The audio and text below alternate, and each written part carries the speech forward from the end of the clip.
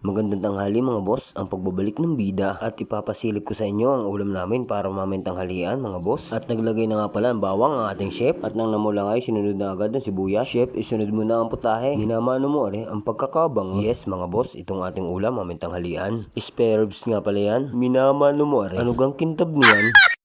At inilagay na nga ng ating chef ang ating putahe. Pero bago ang lahat, shout out muna sa lahat ng ating mga manonood. At kung sakaling magustuhan nyo ang video na to, papalo and share naman mga boss. At balik naman tayo sa chef ng Tumbaga. Mantak mo sa daming nilulutong Matakaw-takaw din niya lang mag-ulam ang mga taga Quezon mga boss. Sa daming hindi nyo man na itatanong pa 10 tao lang ang daming Pag hindi ka nga ni Rayuma, sinangkot niya na nga ng ating chef. Ano kaya naman luto Pagkatapos nga magsangkot siya, nagbalat ng sekretong malupit. Dagdag pa pala sa yan mga boss. At walang iba nor pork cubes, baka naman binata pa yan mga boss. Kitang-kita nyo naman. At maglalagay nga pala ng pampalasa ang ating chef. Isang kutsarang pampaliyo at Ajinomoto. At isa din kutsarang paminta para may sipa. At lalagyan din nga pala ng kunting oyster pampalinamnam mga boss. At isinabay na rin ang soy sauce gawa sa black beans yan mga boss. Talagang quality. At hahaluin nga pala ng ating chef yan mga boss. Pagkatapos ng haluin ay ating tatakloban pampalambot. After 12 years nga ay naluto din ang ating adobong Tagalog mga boss. Ganito din ba kayo magluto ng adobo? At paki-comment naman sa comment section. At nang malaman ko rin kung saan nakarating ang ating video mga boss. At hindi nga lang pala adobo at may gulay din. Shout out nga pala sa nag-iisang chef namin dito sa Tumbaga. O paano mga boss, hanggang dito na lamang. Hanggang sa muli.